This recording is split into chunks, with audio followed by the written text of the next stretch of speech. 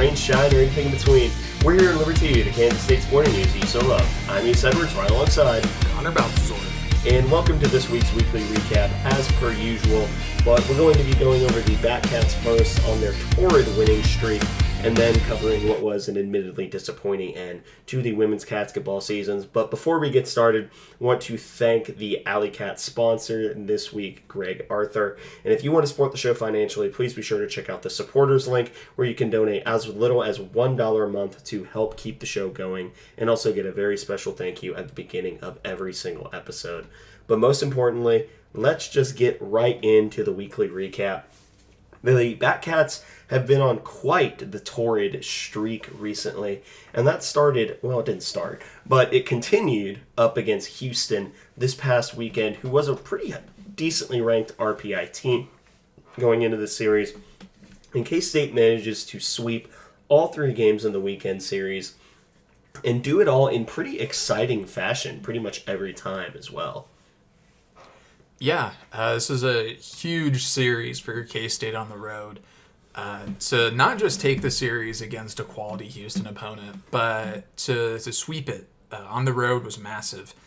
It's very, very difficult to get a sweep at home. It's even more so on the road. So K-State was able to battle back from a deficit in this first game and win 5-3.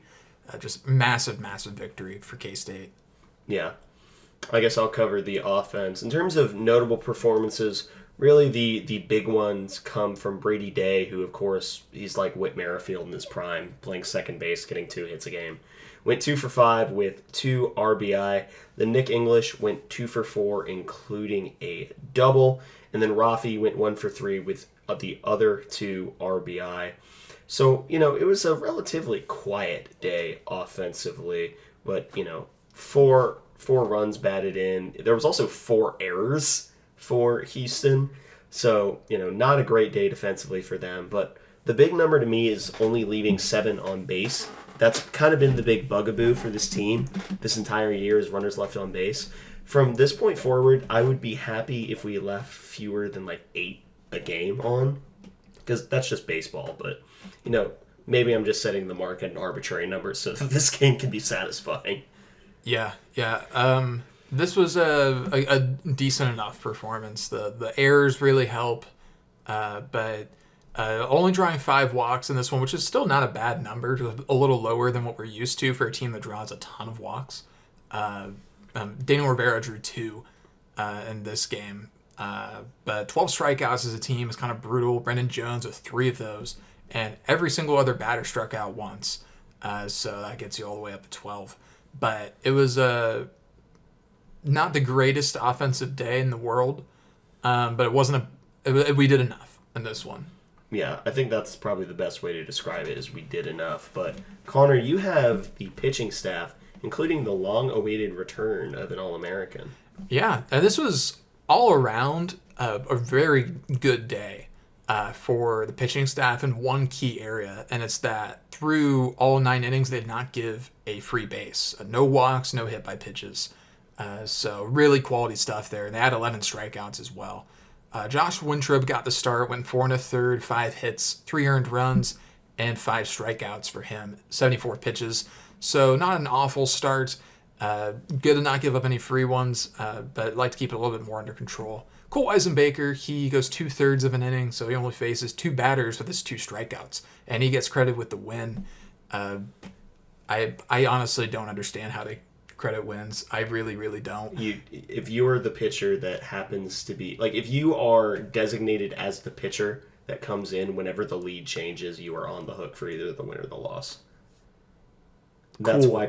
That's why pitching wins and losses aren't a pitcher's stat. Good to know, actually. But Tyson Neighbors, he returns after that. He only goes 1 inning with 18 pitches, gives up a hit, but gets 2 strikeouts as well and induces a ground out. And then, of course, Jackson Wentworth, who has just been electric throughout this year. He gets his 5th save on the season, 3 innings pitched, 2 strikeouts, forces 6 groundouts, and does all of that in just 30 pitches. So absolutely phenomenal stuff from Jackson Wentworth. Goes 9 up, 9 down. for the guy who's kind of taken Tyson Neighbors' spot as being the elite reliever on this team, which is definitely a great position to be in, where you have guys like Tyson Neighbors and Wentworth that if you have a big game, you can bring them in back to back, and they just shut it down. Because Wentworth has just been electric throughout this whole season, surpassing our wildest expectations, and we've been thoroughly impressed with how he's done this entire season. And I think he's still among the lead in the country for WHIP, which is walks plus hits divided by innings pitched, I believe. So yeah, it's walks and hits per innings pitched. Per innings pitched. And so it's so he's just doing a really good job of just leaving the defense out of it more often than not, and not really giving up a lot of free bases. Yeah. So he's just been fantastic. Yeah, the only, I know that it's not feasible because it's college baseball. The only thing that I'd be curious about would be if someone had Jackson Wentworth's BABIP, which is batting average on balls in play, or FIP, I should say. BABIP is the batting equivalent, fielding independent pitching. Yep. But first off, this is an immaculately pitched game because it only took 132 pitches to get through the entire game. Yeah, that's incredible. Yeah, that is highly unusual at the college level to see, because, I mean, a lot of times in college, your starter is going to be pushing 100 after like 6 or 7, at least it feels like. Mm-hmm. But, I mean, Winthrop, it was at 74 after 4 1/3, but the relievers just locked it down. Weisenbaker just took him 10 pitches, Neighbors 18, and then the Wentworth 30 pitches in 3 innings was just nuts. Yeah. He's just so good. Yeah. So that was game 1 of the series. The very next game was, again, another one in late comeback fashion. K-State ends up winning 6-5 off the back of 4 eighth-inning runs. Blake Dean gets credited for the win, which is, he's been credited with a few tough luck losses. So, but, Connor, you have the offensive numbers in this game, including that's a defensive sub, my fault. Yeah, so Chuck Ingram continues to lead off. He goes 2 for 5 in this one. But only 2 extra base hits for K-State in this one. Brendan Jones gets one of them. He went 2 for 4 and drew a walk as well. No strikeouts, so big bounce back day for him. Then Kalen Culpepper, he got a RBI double, 1 for 5. So not the most efficient day hitting, but he did get the job done when he needed to. Brady Day, 1 for 4, so pretty bad for his standards, but really not that bad. And he draws a walk as well. Beyond that, Kyan Lotus, he goes 1 for 1 as a pinch hitter. David Bishop draws a walk. Rivera and Pelletier each draw walks. As a team, K-State drew 5. Cut down on the strikeouts a bit from the prior game. Pelletier did strike out 3 times in 3 plate appearances, or 3 at-bats, I should say. He had 4 plate appearances and walked in that last one. Nick English, he was hit by a pitch and then was able to get an RBI at some point on a sacrifice play of some variety. But again, this was a big game in the 8th for K-State to put together a nice comeback attempt. They were down 5-2. Daniel Rivera single, and then the hilarious error from Pelletier striking out, but somehow getting an RBI. Yeah, that was pretty embarrassing for Houston, and then a Chuck Ingram single to finish that off and get K-State 6-5. But again, another good pitching day for K-State for the most part. But the Bats, again, they did what they needed to do. And on the road, a lot of times, that's just all you can really ask for. Yeah. But speaking of the pitching, Jacob Frost got the nod in the starting role, went 4 2/3, only gave up 4 runs. His big problem was walks this performance, 5 of them compared to 4 strikeouts. 78 pitches, but then Mason Buss came in, only gave up 2 hits, 1 strikeout. So yeah, that's a Mason Buss performance right there. Only 18 pitches to go 1 1/3. JJ Slack goes 1, 1, 1, 1, 1. 1 hit, 1 run, 1 earned, 1 walk, 1 strikeout. Then Blake Dean comes in for the last 2 1/3, only gives up 1 hit, 1 walk, to 2 strikeouts. So after struggling a little bit in his last few outings, Blake Dean really came in and just sort of calmed everything down for K-State to close out the game. Yeah. Been a huge fan of what Dean has done so far at K-State. They've not been shy about saying that they see him as like the next Tyson Neighbors, or honestly Jack Wentworth, I guess, at this point. Yeah, based I on guess this now. Season. But Blake Dean, as a true freshman, is further along than either of those guys were in their first year playing. So that should be able to speak volumes for what Blake Dean will end up being able to do. Because there's one thing that K-State's been pretty consistent at, is it just seems like we always get one under the radar bullpen guy that just develops, or just one pitcher on our staff just always just becomes a guy. It seems like it seems that we always have at least one, and Blake Dean might be that guy. He's definitely the next up as far as closers go for K-State. Yeah, and he honestly filled a little bit of that role before. Well, he was the second guy whenever Tyson Neighbors first got hurt behind Jack. So, massive development so quickly from such a young guy. But the last game of the series was never really that much in doubt. K-State ends up winning this last one 9-3. Tyson Neighbors gets the pitcher of record distinction. So again, it's the game was closer than it made it seem. The lead at one point was it was tied 2-2 up until the 5th inning, and then the Cats just stormed back for 7 in the 7th and 8th. So yeah, it was another game where K-State sort of comes on late, and hey, so long as we end up winning the game, it doesn't really matter when the runs are scored. Yeah, it was really good stuff from K-State, but you've got the batters this time. Indeed I do. Chuck Ingram going 2 for 6 with 2 runs. Brendan Jones 1 for 4 with 1 RBI, 2 walks, and a strikeout. Brady Day collecting souls 5 for 6 with 2 runs and 2 RBI. Jaden Parsons going 2 for 3 in his start at first. I believe maybe his first or second start of the year with an RBI. David Bishop also gets an RBI. Daniel Rivera 2 for 5 with an RBI. Then Kyan Lotus 1 for 3 with 2 RBI and a walk. Rafi is really the only sore spot in the offense. He unfortunately ends up going 0 for 4, but he does draw a walk, but leaves 5 on base. And I think Rafi is sort of developing into a strange hybrid of offensively 3-outcome guy, or defensively one of the best defensive catchers in the Big 12. That's another one where I wish there was more. This team, more than any other college baseball team, including other Batcats teams, has really made me wish we had more advanced analytics. And don't misunderstand, KSU baseball analytics goes hard. That account is awesome. But I really kind of want to see the framing data for Pelletier.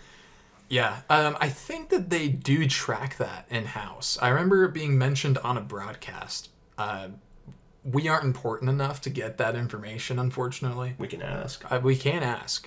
We are apparently friends with KSU Baseball Analytics. We're Twitter friends with them, at least. But because that would be pretty awesome. I think I recall, I hope I'm not completely making this up, but I seem to remember a game where Brian Smoller was on the broadcast saying that they do track pitch framing, and that Pelletier was the best in the conference at bringing balls back into the zone last year, which does not surprise me. No. Yeah, he's very, especially after watching the game that happened the night of recording with Texas's catcher, just hilariously horrid at trying to frame a pitch. Just on multiple occasions, I actually had the opposite effect. Yes. Of taking a ball that was a strike and confusing the umpire, so I actually just called it a ball. The umpire got suspicious, but that's a Texas game thing. You have the pitchers. Yeah, another quality game for the pitchers. Owen Borma, he's been the Sunday guy ever since that Tennessee game, but he went 5 innings, 3 hits, 2 runs, but only one of them earned. Did give up 4 walks and a hit batter, but did give 5 strikeouts as well. So a very eventful 5 innings, 92 pitches for Borma. And then Tyson Neighbors, he gets credit with the victory here. 2 innings, 1 hit, 1 walk, 2 strikeouts, just 24 pitches. And then Jackson Wentworth, he goes 2 innings, 2 hits, 2 strikeouts, a very rare earned run for Jackson Wentworth, but the game was well out of reach by the time that even happened, so not the biggest deal in the world. Houston, on the other hand, they pitched 9. Everyone. Yeah, they pitched 9 guys I'm seeing in this game, which is just absurd. They had 3 not record an out, and that's just ridiculous. That's crazy, dog. That's pretty horrific. But they were going all out to try and win this game to end the series on a high note. But K-State really ran away with this one. Yeah, their Houston's pitching this game was, we will generously say, pretty ineffective, especially towards the back end. I think that's a generous way to put it, yeah. Yeah.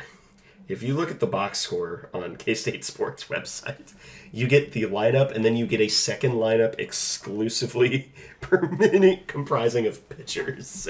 Yeah, it's a pretty long list, but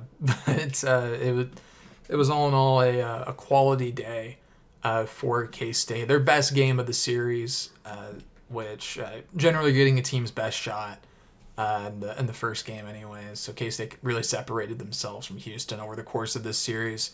And it's a good Houston team as well. But K-State, from just a couple weeks ago to the end of this series, they brought their RPI from 84 to 20, which is absurd because after this game, K-State tied the record for the P. Hughes era for longest win streak at 9. And they had that. They were supposed to have a home matchup against Nebraska, but that was canceled for weather reasons. So they just went straight to the final or to their next weekend series against the Texas Longhorns. And this was a Texas team that, for their standards, is having a bit of a down year, but they're still Texas. They have a ton of talent. They do a lot of good stuff. And they have a lot of really good pitchers as well. That did not matter. You wouldn't have known that if you just watched this game. K-State ends up winning 14-16. It really was 14-3. 3 garbage time runs that I don't count. I would count them if I liked the team more, but I despise Texas, so they don't count. Yeah, they were at the very end. 14-6, easy win for K-State after a bit of a rocky start. K-State was down 3-0 after 1.5 innings, but then K-State just exploded for 8 runs in the second inning. Nick English had 2 doubles in the same inning. K-State batted around and then some in the second. So that middle part of the game, K-State just destroyed Texas. They knocked out preseason pitcher of the year in the Big 12, LeBaron Johnson, after just 1 inning plus. So the pretty much consensus, like most highly thought of pitcher in the Big 12 preseason, only went 1 inning against K-State, 43 pitches, 6 earned runs, only 1 strikeout, 5 hits, 2 walks, which is really, really rough. K-State just exploded in that second frame. Went through 3 pitchers, or took 2 pitchers out of the game in there and then faced a third. But and that third one got hung out to dry, admittedly. Yeah, he faced 23 batters, gave up 10 hits, 5 earned runs. They really did just kind of leave him out there. You feel for the guy at some point, but... Oh, no, I don't. He plays for Texas. Yeah. You have the offense. Yeah, Chuck Ingram had a great game, going 3 for 6. Somehow he didn't score a run, which is weird. But he did get an RBI. Did strike out twice. Late in the game, kind of just got a little reckless, but we were at that point up by double digits, so I didn't really care. Brendan Jones, 1 for 5, so fairly modest day. He did steal a base and drew a walk as well. Brendan Jones had a couple of really well-hit balls that just went to very deep parts of the park, so just kind of had some tough luck there. Brady Day went 2 for 4. I believe that holds his conference batting average at 500. He's hitting .418 for the season. but in conference play is hitting 500 right now. So ridiculous. Which is just nuts. But he picked up a double. He had a walk, scored 3 runs, had an RBI, only 1 strikeout. Only 5 strikeouts for K-State as a team in this game. Kalen Culpepper went 2 for 4 with 3 RBIs, and he finally got back in the home run column with just an absolute moonshot. Off the bat, I thought it was just going to be a shallow pop-out, but he got so much behind it that it just caught the wind, apexed at 150 feet in the air, and just went out over left field. And what was just a hilarious hit from Kalen Culpepper, and he drew a walk as well. Nick English had 2 doubles in that 1 inning and had 3 RBIs, drew a walk as well. Kyan Lotus had a just laser of a home run to deep center, hit it through the batter's eye. He punched it through the batter's eye. Yeah, so he goes 2 for 4 with a 420-something foot, 108 whatever miles per hour home run. 2 RBIs, draws a walk as well. Daniel Rivera, he had an RBI double. Rafael Pelletier went 1 for 4 and drew a walk. But then maybe the man of the match for K-State, coming out of absolutely nowhere after going 0 for his last 14, is David Bishop, who narrowly misses on the cycle, going 4 for 5 with an RBI and 3 runs. Pretty fantastic stuff for David Bishop. He had a home run as well. This was his first home run in a K-State uniform, and it was really a no-doubter off the bat as well, which is not something we've really seen from him. This was by far David Bishop's best game in a K-State uniform. Not even particularly close, really, on the offensive end, because really he's been pretty lackluster offensively, but going 4 for 5, adding a home run, that's kind of what we've been waiting for with David Bishop, because we knew he had the talent because he was great his freshman year at TCU, but he finally seems to have seen it through with this game against Texas. Just everything just kind of came together for him in this one. Yeah, which he's been a plus base runner the entire year, but just if he's not drawing a walk, it would be generally weak contact that he legged out before this, and like you said, 0 for 14 straight going in. But then, like you said, he just explodes, going 4 for 5 in this game. Yeah, it really came out of nowhere. But, we've seen crazier stuff. Chris Ceballos a few years ago. The Chris Ceballos Linsanity run. Yeah, he started like 1 for 60 or something some season and ended up batting over 300 for that season back in, I think, 21.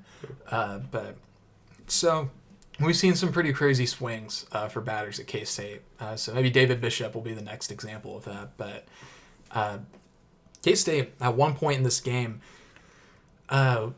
had like 15 hits to 30 at-bats. So there was a point in time where K-State was hitting above 500 as a team. They ended up with 18 hits on 40 at-bats. They drew 7 walks as well. So their on-base percentage was above 500. Yeah. It was just K-State had their way with arguably the most talented pitching staff in the conference. And K-State obliterated the preseason best pitcher in the conference, and a guy that really has been really, really good, and LeBaron Johnson throughout this season. So K-State, they didn't just, demolish a horrible Texas team. This is a very talented Texas team that has a lot of good pieces on it. But K-State just played really, really good baseball. Yeah. On the pitching side of things, Josh Wintrip got the start after a rough first 2 innings where he got 2 outs and then gave up two different home runs. He ends up really calming down towards the back end of the game, going 5 1/3, giving up 6 hits, only 3 earned runs, 1 walk to 5 strikeouts on 72 pitches. Adam Arthur, noted roller coaster enjoyer, goes 2 2/3, 1 walk, 1 strikeout, giving up no hits whatsoever, which is an amazing performance from the funky throwing left-handed guy who really likes roller coasters. I will stop mentioning it when it stops being funny to me.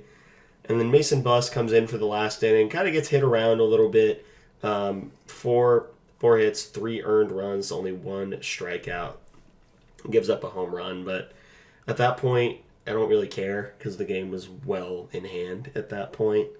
I mean, it sucks for Mason Buss giving up his first earned runs of the year, but it didn't affect the outcome of the game, so I don't particularly care. Yeah, this wasn't a huge deal. But yeah, K-State pitching really settled in this one. So yeah, Mason Buss, unfortunately, his ERA is up to 2.25 instead of the goose egg it was before. So now the only people in front of him are Jackson Wentworth and Sam Roberts. Roberts hasn't given up a run yet, and only 2 1/3.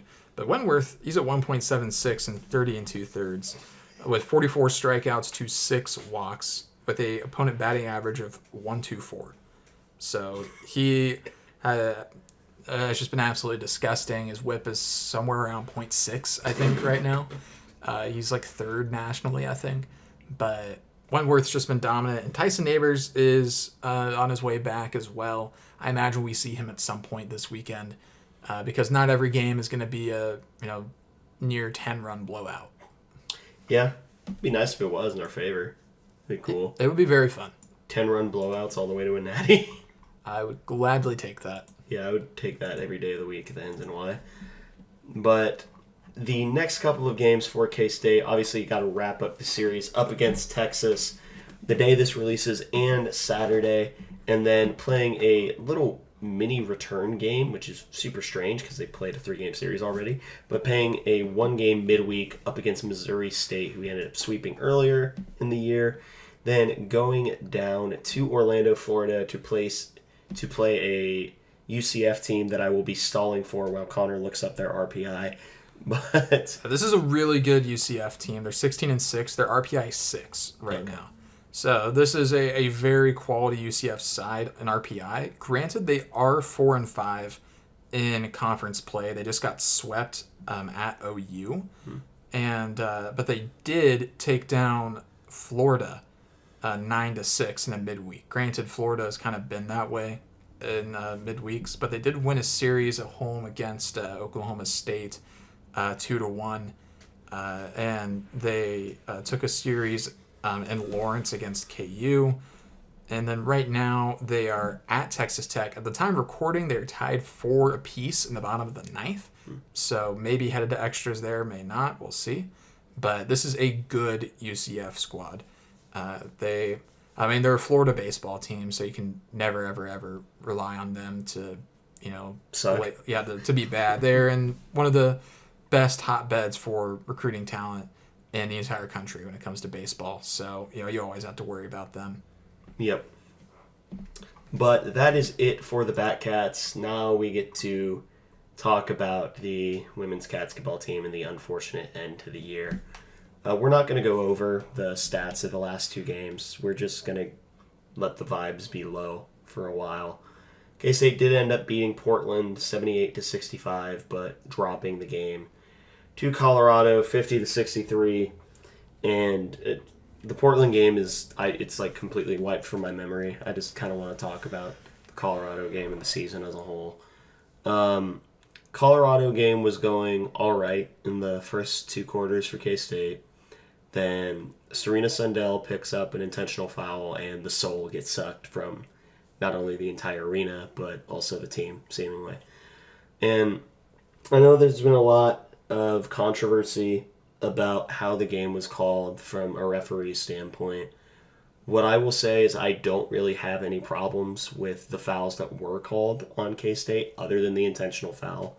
That one I think was complete trash. But the main issues that I have is what wasn't being called for Colorado. But the refs didn't lose us the game. We can't blame them. We can't blame the referees. But this was firmly a monstrously talented K-State women's team. I'm just going to say it. They completely fumbled. They fumbled this game. Yeah, and I think that's kind of the story of the season. Is starting out really hot, starting out well, but not being able to maintain the energy necessary. I mean, being able to host for the first time in however long and not being able to make it out of your own host region is just really, really, really, really disappointing. Because we knew how talented this team was, but we were still apprehensive about how far they'd go. And it wasn't because of the talent on the team, but we've had a few games like this where we face a team that we should probably be beating or shouldn't be losing to, and we just don't get the result that we need. And this one, after halftime, we just weren't the team that wanted it more. And especially down the stretch in the fourth quarter when we had a few opportunities to cut back in, we just it just didn't look like we really had an idea of what we wanted to do. We seemed kind of jumbled, and when the lights got bright, we kind of froze. And that is super disappointing because we've won bigger games than that this year. We beat Iowa on the road. We beat Texas at home. We've had some very quality wins. Colorado was not the most challenging opponent that we faced all year, but they're nevertheless the one that ends our season, which is just so disappointing. Yeah, and I don't want to make it sound like Colorado's a bad team. They beat LSU earlier in the year. They have a few pieces. Like they just played super physical on their end, and their entire strategy was let us try to force feed the ball to Yoki and then just not let it happen. That was their entire strategy, and we didn't adjust to it, which I do we want to address that elephant in the room next, or do we just want to keep vibing out on the rest of this game in particular? I'm kind of done talking about this game, honestly. Yeah. But, yeah, I mean, Ayoka Lee, we, at the time of recording, do not know if she's coming back or not. I hope she does. I'm not holding my breath. I'd be pleasantly surprised, I guess, if she comes back. I don't think it's a 0% chance, but it's definitely not any more than like 50. And I think it's definitely lower than that. But that's just complete speculation on my end. I'm just sitting here from a complete lay perspective. I don't have inside information. I wish I did, but that'd be cool. I have no idea what she's gonna do, but it wouldn't shock me either way. I hope she comes back because I think with a pretty similar core, we can still have a really good year next year. But this year has given me a lot of pause about the true ceiling of K-State women's basketball. And it kind of goes beyond the players that we have on the floor, because we had a lot of talented players on the floor. And, like they made a lot of mistakes. Like we went way too long trying to get the ball into Ayoka Lee, I think. But there's been certain consistent themes that have kind of permeated it throughout this season, throughout other seasons as well. We've had a lot of seasons follow similar scripts to this, where we start out hot and really trail off towards the back end of the season. We just have never really had the stamina to really push through. And I keep wanting to think that, next year will be different, but at this point, I'm just going to have to believe it when I see it. Yeah. I think, to give my 2 cents on Yoki, allegedly the decision has been made. We just don't know what the decision is yet. I said it on Twitter that there was a hug after the game, or with like 30 seconds left in the game, between Jeff Mittie and Ayoka Lee, that it sort of felt like that was it. That it reminded me a lot of the Will Howard looking out on the field, like sadly during senior day after the loss to Iowa State. It kind of had similar vibes to that to me. I could be wrong, but I wouldn't bank on Ayoka Lee coming back next year. But a lot of the issues this year, it's what we said all the way back in like probably a year ago now. Or probably not a year ago, probably 10 months, because we started hyping up the women's basketball team June, July. Probably, yeah. We always said that it was going to come down to coaching, and Jeff Mittie has proven that he's able to get all the pieces. And here's the analogy I love using again. it has every single note that it could possibly need, but can't manage to make them sound good together. And I think that's the part that hurts the most, is knowing damn well that this is not a team that should have made an exit in the round of 32.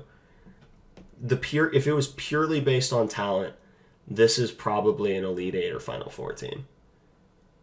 But it's based on coaching, and I love Ayoka Lee, I really do. We shouldn't have kept force feeding her the way we did. This intentional foul on Serena, that was only called on her because the guard was shorter than her. That's just tough luck.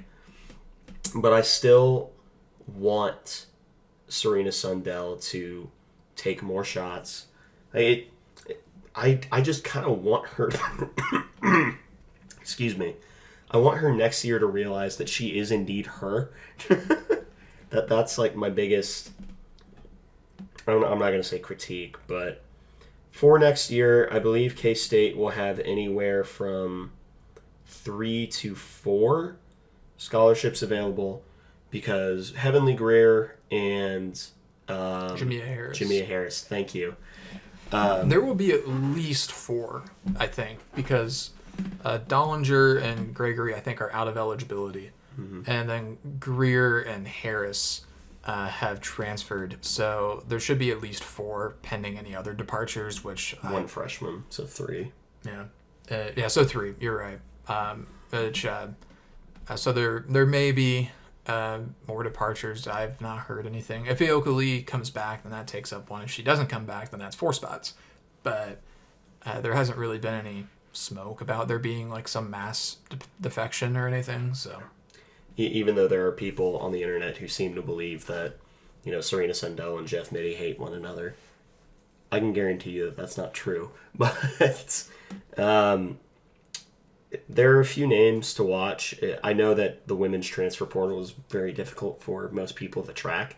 And by most people, I mean us. Maybe there are people that are better at it than us. In fact, there almost certainly are.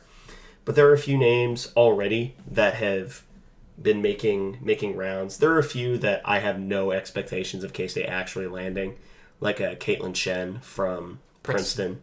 There is a negative 3% chance that K-State lands her. That is a South Carolina transfer if I've ever seen one. Yeah, she's going to be South Carolina or UConn, probably, if I had to guess. UConn's in the area.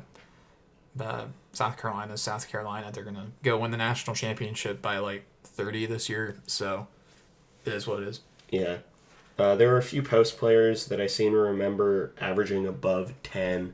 Their names aren't coming to me right now, but there are a lot of there's a lot of talent in the portal and a lot of proven talent.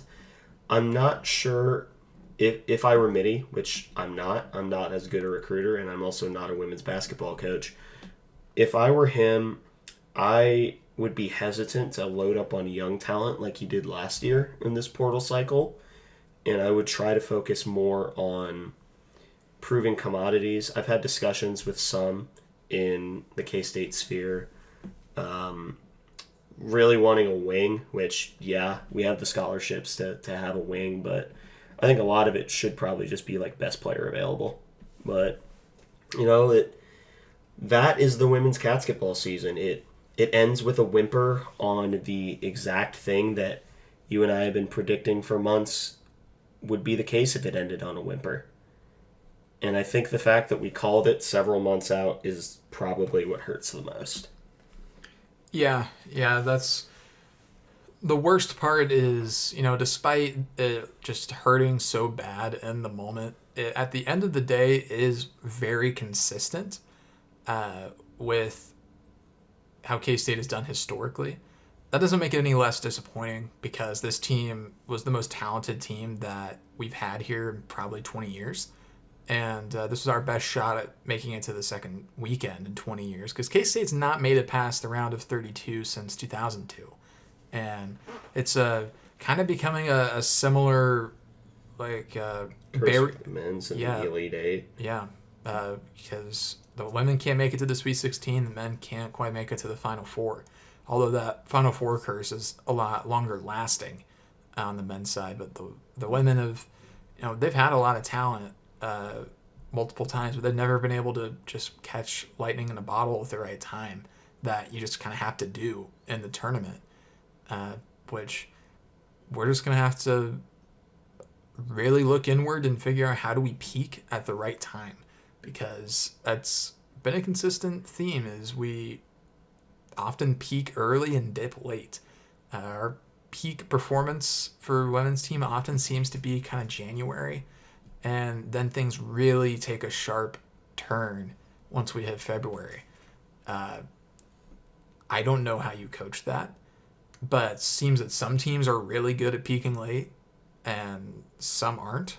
I don't know what all that entails. I'm not a basketball coach, but I think I'm not even going to speculate because I just don't know. But we have to get better at peaking late and not losing steam late in the season, because this team had all the talent to go make a run. West Virginia nearly took down Iowa. We would have gotten Iowa if we got them a second time. Yeah, and the way West Virginia played them, that really led me to believe that we would have had a genuine shot against Iowa, assuming we didn't get ref-balled, because West Virginia They got ref-balled. Yeah, they got ref-balled a lot worse than we did. And the refs were not very good in either of the games that we played. I thought, again, I think you said it well. The fouls they called against us were pretty fair, but they were kind of letting teams get away with a lot in terms of physicality against us that they weren't necessarily giving us, which has really been oddly consistent with the women's team throughout several years now. I don't know why that is. I have a theory. What's that? And this is going to sound horrible. We don't complain enough. I think that honestly you might be onto something with that. Even Coach Mitty, he will complain at times, but normally it's when he explodes is when he's going to start complaining, and at that point things have already reached critical mass. I remember the COVID season, Coach Mitty just exploded on the road in Morgantown. Oh. Where we had 6 or 7 available players, and we were strategically using timeouts at particular times just to get players rest, and our offense consisted of dribbling at half court for 20 seconds and then running the same set over and over because we just didn't have enough healthy players. And then West Virginia just got really physical on inbounds, and Mitty gets double teed and gets ejected, and then somebody else gets a tee, and West Virginia gets 6 free throws in a row and ends up winning by double digits in a game that we had led by 20 at one point. Yeah. But yeah, that's the end of the women's basketball season. It hurts, but on a lighter note, I almost died driving back home. That's not a lighter note. I'd say it's a lower note, actually. But on a lighter note, the men's or the baseball team, they're doing really well. We haven't hit the downslide yet with them because everything's great right now for them. They're on their longest win streak in the Pete Hughes era. So I'm just waiting for the other shoe to drop. Maybe it doesn't. That would be really great. But right, if the season ended today, that's a NCAA tournament team. But it's probably a hosting team. Yeah, they would be right on the edge of hosting, I think. We'd be pretty close. But just got to take care of business down the stretch. But they're up to RPI 18 right now. So even though we lost those games to Tennessee and Clemson, those are doing dividends for us in the computer metrics. Yep. You have any final notes before we sign off? No, I don't. All right. Well, if that's the case, thank you all for listening to this episode of the Aggieville Alleycats podcast. If you want to follow or contact the show, you can follow us just about anywhere at Aggieville Alleycats. And if you want to follow us more personally, you can follow us, me at ACEdward00. I am at Connor Baltazar, capital C, capital B. And if you want to support the show financially, please be sure to check out the official Aggieville Alleycats merch store or the official supporters link, both in our Twitter and podcast bios. But most importantly, thank you all for listening to this episode of the Aggieville Alleycats podcast. Where come rain, shine, or anything between, we're here to deliver to you the Kansas State sporting news that you so love. Stay safe, Alleycats.